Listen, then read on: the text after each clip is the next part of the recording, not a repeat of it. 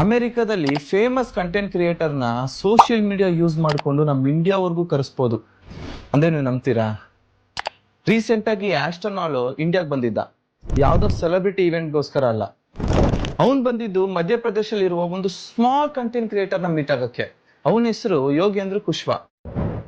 ಅಲ್ಲ ರೀ, ಇಲ್ಲಿ ಇಂಟ್ರೆಸ್ಟಿಂಗ್ ಏನ್ ಗೊತ್ತಾ, ಯೋಗೇಂದ್ರ ತುಂಬಾ ಸ್ಮಾಲ್ ಕ್ರಿಯೇಟರ್ ಆಯ್ತಾ, village back ground, limited resource, ಯಾವುದೇ ಲಕ್ಸುರಿ ಸೆಟಪ್ ಇಲ್ಲ.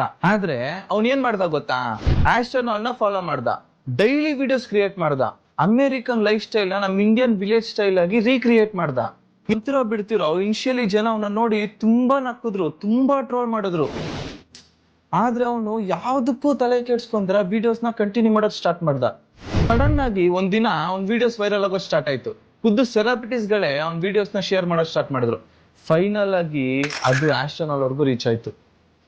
ಆಮೇಲೆ ಏನಾಯ್ತು ಗೊತ್ತಾ, ಆಸ್ಟ್ರೋನಾಲ್ ಕಮೆಂಟ್ ಸೆಕ್ಷನ್ ಅಲ್ಲಿ ಕಮೆಂಟ್ ಮಾಡ್ದ, ಏನಂದ್ರೆ ಈ ವಿಡಿಯೋಸ್ಗೆ ಏನಾದ್ರು ಇಷ್ಟು ಲೈಕ್ಸ್ ಬಂತು ಅಂದ್ರೆ ನಾನೇ ಇಂಡಿಯಾವರೆಗೂ ಬರ್ತೀನಿ ಅಂತ ಚಾಲೆಂಜ್ ಮಾಡ್ದ.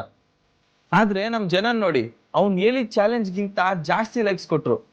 ಅದೇ ಚಾಲೆಂಜ್ ನ ಅವ್ನ್ ರೆಸ್ಪೆಕ್ಟ್ ಮಾಡ್ಬಿಟ್ಟು ಇಂಡಿಯಾವರೆಗೂ ಬಂದ. ಇಂಡಿಯಾಗೆ ಬಂದು ಪರ್ಸನಲ್ ಆಗಿ ಯೋಗೇಂದ್ರನ ಮೀಟ್ ಮಾಡಿ ಅವ್ರ ವಿಲೇಜ್ಗೆ ಹೋಗಿ ವಿಡಿಯೋಸ್ ಕೂಡ ಮಾಡಿ ಗಿಫ್ಟ್ ಕೂಡ ಕೊಟ್ಟ. ನನ್ಗೆ ಈ ಸ್ಟೋರಿಲಿ ಬಿಗ್ಗೆಸ್ಟ್ ಲೆಸನ್ ಅಂದ್ರೆ ಏನ್ ಗೊತ್ತಾ, ನಮ್ ಪ್ರೆಸೆಂಟ್ ಸಿಚುವೇಶನ್ ಮ್ಯಾಟರ್ ಆಗಲ್ಲ, ಆದ್ರೆ ನಮ್ ಕನ್ಸಿಸ್ಟೆನ್ಸಿ ತುಂಬಾ ಮ್ಯಾಟರ್ ಆಗುತ್ತೆ. ಏನಕ್ಕಂದ್ರೆ ಯಾವ ಪ್ರಪಂಚ ನಮ್ಮನ್ನ ಇಗ್ನೋರ್ ಮಾಡುತ್ತೆ, ಅದೇ ಪ್ರಪಂಚನೇ ನಮ್ಮನ್ನ ಹುಡ್ಕೊಂಡು ಕೂಡ ಬರುತ್ತೆ.